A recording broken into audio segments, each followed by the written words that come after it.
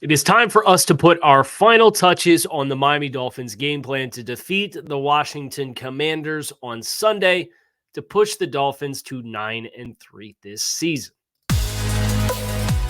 You are Locked On Dolphins, your daily Miami Dolphins podcast, part of the Locked On Podcast Network, your team every day. All right, Miami. Welcome to another episode of Locked On Dolphins. It's your team every day here on the Locked On Network. I'm your host, Kyle Krabs, a lifelong Miami Dolphins fan, host of Locked On Dolphins, co-host of Locked On NFL Scouting. You can find our shows on YouTube or wherever you listen to your favorite podcast. Tip of the cap to our everydayers, because it is your team every day. We don't just say it, we live it here on the Locked On Network. Today's episode of Locked On Dolphins is brought to you by Gametime. Download the Gametime app, create an account, and use code LOCKEDONNFL for $20 off your first purchase on last-minute tickets. Lowest prices guaranteed. Let's talk finishing touches on Dolphins Commanders Week 13 at FedEx Field. I'm looking forward to going, and I'm using Gametime to get my tickets. The weather forecast for Miami, last that we had seen was potentially some showers, but a high of 59 degrees. Not a lot of wind, so you may deal with a little bit of wetness. It sounds like the majority of the inclement weather will be passing through on Saturday night. So nothing that should be overly detrimental to Miami's aspirations, especially when you consider the talented advantage that the Dolphins are perceived to have on both sides of the football in the trenches. So I don't think there's anything that's going to dramatically skew your outlook for the Dolphins in this week. But one thing that may skew the outlook this week is health and availability. We have about 1/3 of the entire Dolphins 53-man roster on the injury report as things currently stand. But one thing that I would say is this: the procedures for injury reports, any player that receives any treatment for any ailment goes on the injury report as a designation. And the Dolphins, they have been very deliberate all season long about not overdoing it. They've been very workload management cognizant. And I think that was kind of alluded to when Robert Hunt spoke recently. And he said, I dressed last week. I feel good. Kind of a bummer to dress and not play, but we're playing it safe, right? Like playing it safe feels like it has been the Dolphins' personnel approach all season long. There were 4 non-participants on Wednesday, and that became 2 non-participants on Thursday. We'll see what Friday brings. I'm recording. It's about 10 a.m. So the 2 non-participants on both days are Jevon Holland and Kendall Lamb. It's not a great 2 players to not be participating through 2 days. Jevon Holland's listed as knees, multiple. He, of course, left that game early against the Jets with a rough collision over the middle of the field. Kind of looked scary, put his head down, thought it might be a stinger. Turns out knees is what he's being treated for. But there hasn't really, Jevon Holland in his build up throughout the course of the week, you wouldn't get an inclination if you're following along with Jevon that he's actively injured. So we'll see if Friday brings a limited participation for Jevon Holland. What I would also say is this, even if he is a limited non-participant, the way that the Dolphins have handled a lot of this stuff all season long, it would not surprise me if he played without Jevon. It's just kind of how they've handled everything. Now, Kendall Lamb, they alluded to Kendall Lamb before this game against their most recent opponent, the New York Jets, that he kind of had a back issue that tightened up a little bit on him. Ended up having to play due to the Austin Jackson ejection, and he performed admirably well.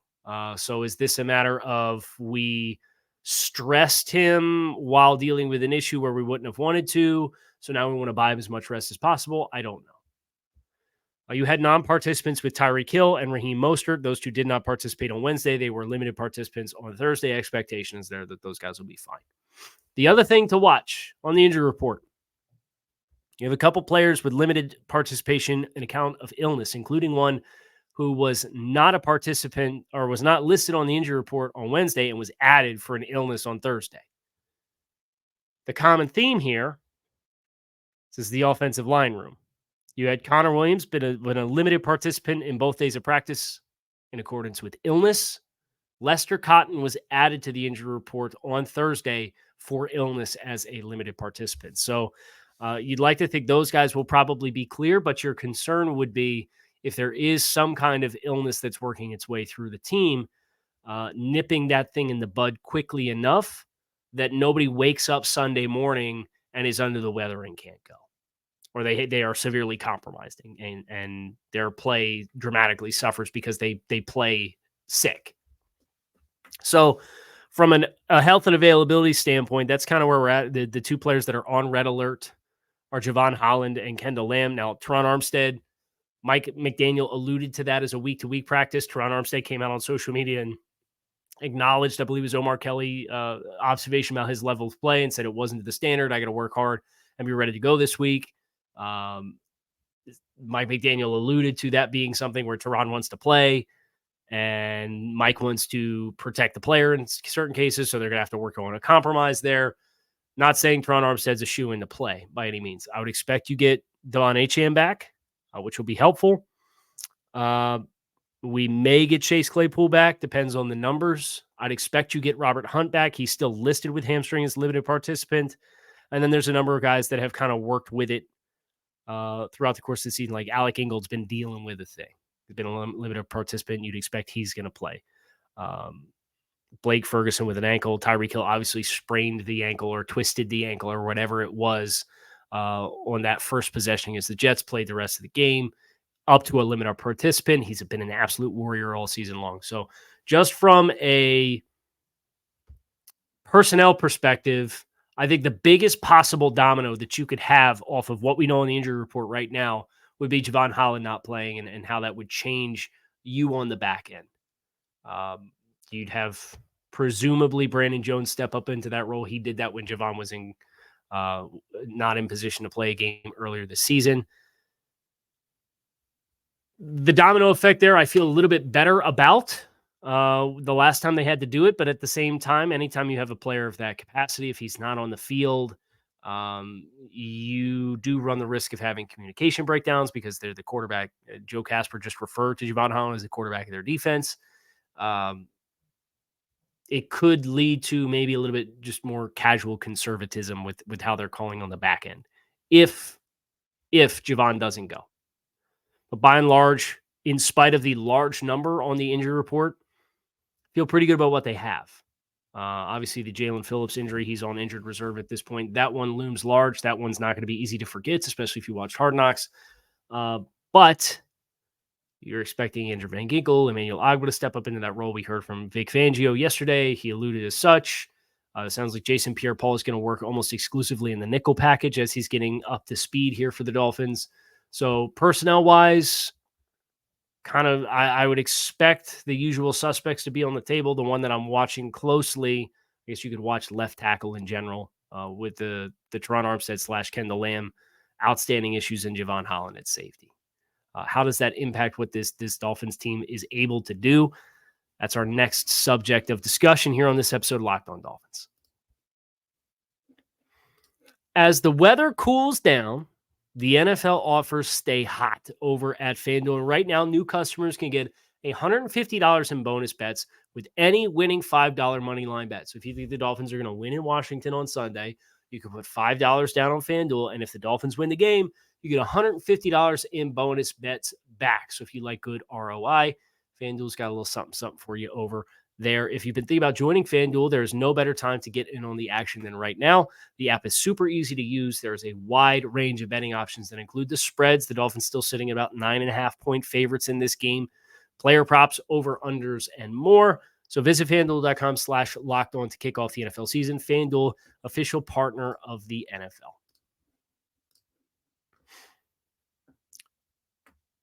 I don't think either Javon Holland or potentially Keon Smith being your left tackle changes too much for the outlook of this game. I think having Robert Hunt back would be very helpful for the strength of the interior, but this is a defense that you perceive to be soft on the edges after trading Chase Young and Montez Sweat, having linebackers that struggle with processing misdirection and motion and shifts in real time.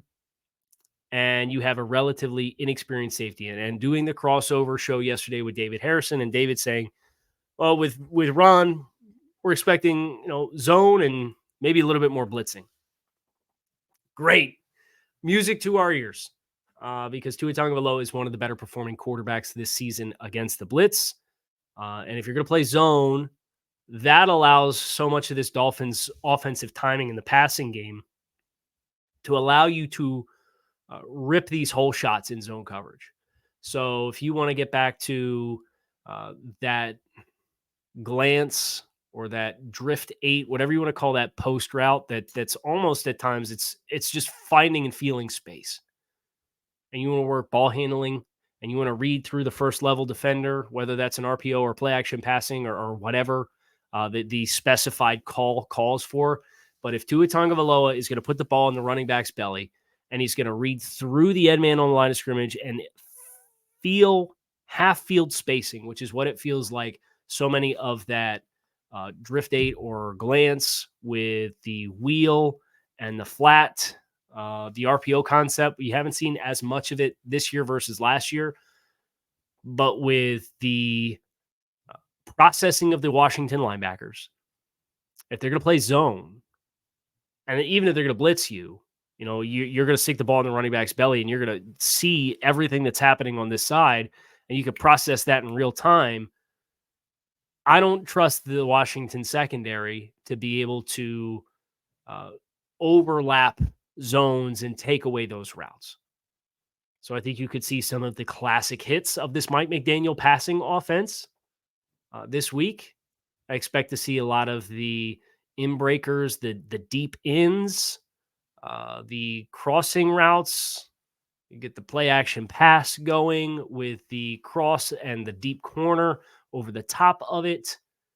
I think those routine staples you haven't seen as much of the last few weeks. You play the Patriots, obviously Bill Belichick with his defensive prowess. You play the Chiefs, and they have the personnel to really kind of get you off your script. I thought the last 2 weeks they've been very safe in protection, and that's yielded some quicker timing type stuff. I think you can probably get a little greedy this week. And don't overdo it, but you can be a little bit more assertive to push the ball more in this game than I think you have the last 3 games. So I'm looking to get some outside run going. I want my wide receivers getting on that crack toss. And then I want to take that and I want to expand upon that. And I want to get that play action pass and really rolling with that middle of the field passing game between 15 and 25 yards downfield. Like, I think that's your hits offensively for Miami in this game. Defensively, I wouldn't feel too stressed to play your base front. I think you can really live in nickel. It gives you an opportunity, if you are going to trust Jason Pierre-Paul, to have him be a rotational guy who gets in on maybe some third and obviouses. But Washington, their tight end group is not one of the strengths of the team. Between Bates and Logan Thomas, it's just not an overly imposing group. Now, there's some big bodies there, but I don't think they're going to beat your teeth in on the edge if they run 11 personnel, and you obviously want to be able to match with Curtis Samuel, Jahan Dotson, and Terry McLaurin. So I think this is a very heavy nickel week. So what your implementation looks like for Raekwon Davis, I think this may be a little bit lower snap count game for him, just because, again, even without Jalen Phillips, if you lined up and you went big on Washington's offensive line versus Miami's defensive front, I would expect every defensive lineman to individually win the one-on-one matchups. That's my expectation. Now, they have a couple viable players on that front that have had successful NFL careers, Andrew Wiley being one. But Andrew Wiley, if you're telling me he's going to be setting against Andrew Van Ginkel, I think Van Ginkel's juice really tests and strains him. I think Bradley Chubb's explosiveness and power combination is a big-time problem for Charles Leno. And the interior guys, I don't think they can block him at all. So I think you really have a chance to collapse and push the pocket. I don't know that I would necessarily get too exotic with the games and twists and gap exchanges up front because of how slippery Sam Howell is. I do feel that maybe opens the door for him to pop out the back door, out a side door of the pocket, and get outside the pocket and extend some things and allow him to to hit bigger plays, I would want to take these guys and I would want to railroad them back into the lap of Sam Howell. He's not a bigger guy. Right? He's a shorter quarterback, 6'1". You get guys in his lap and he's got to throw around them. It's going to impact him even more because he can't throw up and around. He's got to really compensate to throw around bodies in his lap. So I want to compress and squeeze the pocket. And then I want to use the athleticism of my guys on the edge to chase him down if he flushes. But if he flushes the pocket, I want him out the sides. Don't want Sam Howell getting a chance to step up in the pocket and then get out the A or the B gap if you lose contain because you're trying to disengage and get off the block and make the sack. Compress and squeeze, keep him in the pocket, force him to throw from constricted pockets with consistency as a smaller stature quarterback. That's what I would want to do. Now, Vic, with his simulated pressures and bringing four, but somebody coming from depth, if you want to manufacture the matchup with somebody against the running back or potentially manufacture a protection bust, all that should be on the table. I think the Dolphins with their zones and their zone match defenses, they are going to be in good position. And I would trust Cater Kohu against any comer. You know, he had himself probably his best performance against the Jets. But his last 2 weeks, really, including the Devontae Adams matchups, he's been up to snuff living in the nickel. The big challenge, I think, with Cater in this game is if he has to step up on the edge and tackle Brian Robinson, who's a big running. Like, that's a big dude at running back. So making sure that you are ready to go and be physical and tackle, and not just in a pass defense situation, but stick your face in the fire. And then those corners got to be ready to step up and get involved in the fit as well, especially if they're going to go with condensed formations.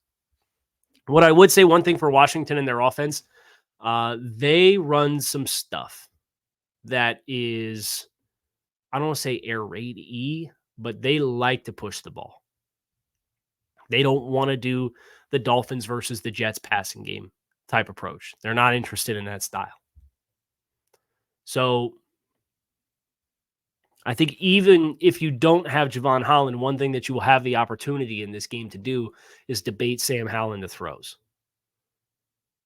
And as long as the safeties maintain the vertical integrity, because that's really what they want to do, and no team allows less explosive plays per game than the Dolphins do, so you feel good about their opportunity to do that. You maintain the vertical integrity, be aggressive on the outside. And, you know, say what you will about all these guys. For Washington, they're not big wide receivers. You should bully him outside, too. You should bully him at the catch point. But Jahan Dotson's a notably small guy. So, too, is Curtis Samuel. So, I want to play physical on the outside when you get the opportunity to. I want to be able to get hands-on. I want to be aggressive outside. This feels like a pick six spot for the Dolphins if they get a chance to force Sam Howell to throw from a compressed pocket with Jalen Ramsey baiting on the outside. Like, I could totally see a defensive touchdown in this game and not on a Hail Mary, even if Javon Holland plays. So that's kind of how I view this game. We will talk big picture to finish here on this episode of Locked On Dolphins. We have the whole conference to look at. The most notable team for Miami that we're all watching right now in the standings is the Buffalo Bills. They're on a bye this week, but we'll talk about the games that are scheduled to be played up next year on this episode of Locked On Dolphins. Now, I mentioned it already, but I'll be going to FedEx Field. I'm going to this game on Sunday. I don't have a ticket yet, and I'm not stressed about it because I've got Gametime in my corner, and Gametime is obsessed with finding ways to save you money on tickets, but they're also the only ticketing app that gives you complete peace of mind with your purchase on last-minute tickets. The way that they are set up, it's awesome. You can select to have no hidden fees, so you know exactly what you're paying up front. It gives you the sight lines from your seat so that you can know exactly what you're going to be looking down on with the field before you buy your ticket. Takes just a few taps. You can get it delivered directly to your phone. It's very convenient, and they also have a great deal of offerings that allow you a chance to save money. Take zone deals. You can pick a section, and Gametime picks the seats for an average of 18% savings. Gametime guarantee means you will always get the best price. If you find tickets in the same section and row for less, Gametime will credit you 110% of the difference. So take the guesswork out of buying tickets with Gametime. Download the Gametime app, create an account, use code LOCKEDONNFL for $20 off your first purchase. Terms do apply. Again, create an account, redeem code LOCKEDONNFL for $20 off. Download Gametime today. Last minute tickets, lowest prices guaranteed. So the schedule for Week 13 for Miami. There's some games to watch. Obviously, we've alluded to this already, but the Dolphins' magic number is 4 to win the AFC East. That's the first box that needs to be checked, is winning the East. Your magic number there is 4. So if you win, that number becomes 3. And then if you win on Monday Night Football against the Titans next week, that number becomes 2. And if the Bills lose to the Chiefs in Kansas City next weekend, then that number is 1. And then you play at home against the Jets. So like that's the next 11 days, 12 days, you could see the Dolphins really push this thing to like the 6-inch line. Matchups in the conference. The playoff matchup that's most interesting on the AFC side of the fence is the Denver Broncos, who the Dolphins beat. Dolphins beat a team with a winning record. Yay. Now the conversation can be, well, the Dolphins haven't beaten anybody that's in a playoff spot this season, which is absolutely ridiculous that you're going to move the goalpost like this, but they're doing it. Let them. I don't care. You play the schedule that's in front of you. We just got done watching the Cowboys beat a Seattle team that is now 6-6. So you could say, oh, the Cowboys didn't beat a team with a winning record either. Well, somebody's going to win a game when those two teams play on Christmas Eve. I digress. Denver plays in Houston against the Texans. For playoff perspective, Denver's currently the 9 seed at 6-5, and the Texans are currently the 8 seed at 6-5. The 7 seed very quietly has become the Indianapolis Colts. They are also 6-5. They're playing the Tennessee Titans, Miami's opponent next week. That is in Tennessee. I think the Titans do win that game. So I think the winner of the Broncos-Texans game is going to climb up into a wild card spot at the end of this weekend. You have the New England Patriots facing the Los Angeles Chargers in Foxborough. The Chargers, they've really fallen off. They are currently sitting at 4-7. You could stick a fork in that team. I think they're just about done. Brandon Staley's getting me his way out of there. This would be a huge game for Miami if not for an injury to Joe Burrow. The Joe Burrow-less Cincinnati Bengals on Monday Night Football are visiting Jacksonville to play the Jaguars. This is relevant for Miami because Jacksonville is one of those 3-loss teams in the AFC conference landscape. I don't expect Jacksonville without Joe Burrow to beat Jacksonville, I don't expect Cincinnati without Joe Burrow to beat Jacksonville, which is a little bit of a bummer because, as Cincinnati kind of came on a little bit, you'd say, hey, this would be a dangerous team to play if they made the playoffs. But they had games against Jacksonville and Kansas City on the last month of the schedule. So now those teams will play Cincinnati without Burrow, and you feel like they're probably wins because Jake Browning's the quarterback there in Cincinnati. So that's your upset special we're pulling for is Cincinnati over Jacksonville. AFC, NFC matchups, Kansas City Sunday Night Football, I believe, yes, is in Green Bay against the Packers. The Packers are kind of hot right now. They're up to 5-6. They've won 3 of their last 4 games, including the Rams, the Chargers. That was 23-20. And then they kind of kicked Detroit's butt on Thanksgiving. I don't expect Green Bay to win this game, but Green Bay does have some momentum. Their passing game has come alive a little bit. Kansas City has had their well-documented struggles that were discontinued in the second half against the Raiders last week. Will Kansas City fall into the trap and look ahead to the game against Buffalo next week? I doubt it. But that's a game that you're obviously rooting for as well, and that's the matchup that Kansas City has drawn this week. So for teams in front of the Dolphins in the AFC conference standings, Baltimore's on a bye, along with Buffalo is the team that's directly behind you in the AFC East. Kansas City is in Green Bay against the Packers, and the Jaguars are on Monday Night Football hosting the Cincinnati Bengals. So the cool thing about that is Miami's going to play their game at 1 o'clock, and then you can settle in, and those are standalone games to watch those two teams in front of Miami and root for them to lose. That's going to do it for this episode of Locked On Dolphins. It is your team every day. I appreciate you guys for checking out the show. Keep it locked in right here on Locked On Dolphins. You can find us on YouTube or wherever you listen to your favorite podcast. I'm Kyle Krabs. I'm out of here. Fins up. Hope to see you in Club Dub. Let's see get this Dolphins team up to win number 9 on Sunday afternoon against the Commanders.